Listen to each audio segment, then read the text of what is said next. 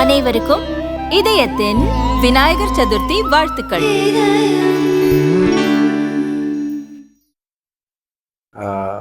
முதலில் ஒரு 25% வரி விதித்தார்கள். அடுத்ததாக ஆயில் பெனால்டி என்று சொல்லக்கூடிய 25% வரி விதித்தார்கள். இதில் இரண்டாவது வரி விதித்த 25% அவர்கள் எடுப்பார்கள் என்று எதிர்பார்த்தோம். அது நடக்கவில்லை.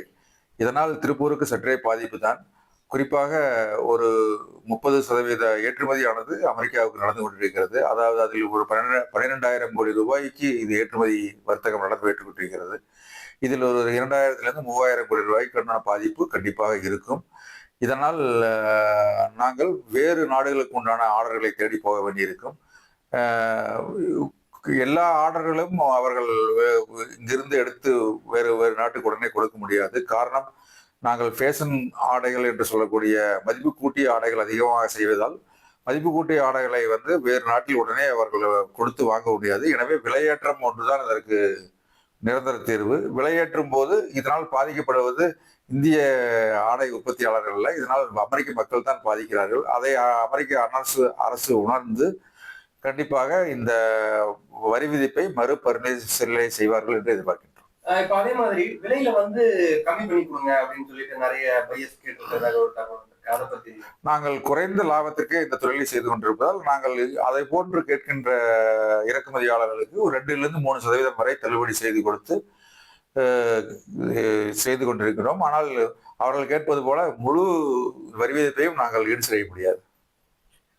இப்போ அதே மாதிரி இந்த இதுவும் இல்லாம சில்லறையா, அதாவது பெரிய அளவுல இல்லாத நிறைய ஆர்டர்கள் உடனடியா நிறுத்துங்க, இப்போதைக்கு எங்களுக்கு அனுப்ப வேண்டாம் அப்படிங்கிற மாதிரி நிறைய பையர்ஸ் சொல்லி இருக்கிறதாகவும், அதனால நிறைய இங்க வேலைகள் நிறுத்தப்பட்டிருக்கிறதாகவும் ஒரு தகவல். இந்த 2வது வரி விதித்த 25%க்கான கெடு இன்றுடன் முடிவடைகிறது. இந்த 27ஆம் தேதி வரை எல்லோரும் பொறுத்து பார்த்தார்கள். இந்த 27ஆம் தேதி நடைபெறவில்லை என்றால் இப்பொழுது எல்லா ஆர்டர்களையும் அவர்கள் திரும்பவும் எடுக்க ஆரம்பித்து விட்டார்கள். இன்றிலிருந்தே அனைத்து உற்பத்தியான பொருட்கள் அனைத்தும் அமெரிக்காவுக்கு சென்று கொண்டிருக்கின்றன. இல்ல, இப்ப புதுசா அதாவது கிறிஸ்துமஸ்க்கு அனுப்ப வேண்டிய ஆர்டர்ஸ் எல்லாமே நிப்பாட்டி வச்சிருக்காங்க அப்படிங்கிற மாதிரி ஒரு தகவல்.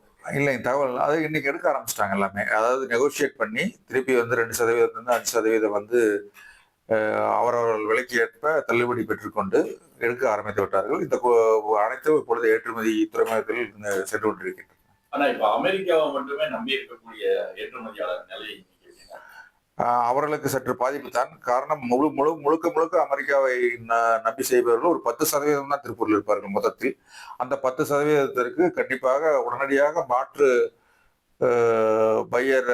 இறக்குமதியாளர் கண்டுபிடிப்பது சிரமம்தான்.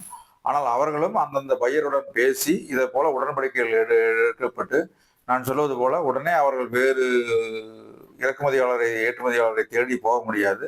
அதனால் அவர்கள் விலை மாற்றம் செய்து உடனே திரும்பவும் தங்களது வியாபாரத்தை தொடர்ந்து செய்து கொண்டு உள்ளார். மத்திய அரசோட செயல்பாடு சுணக்கமா இருக்கிறதா பரவாயில்ல பேசுறாங்க.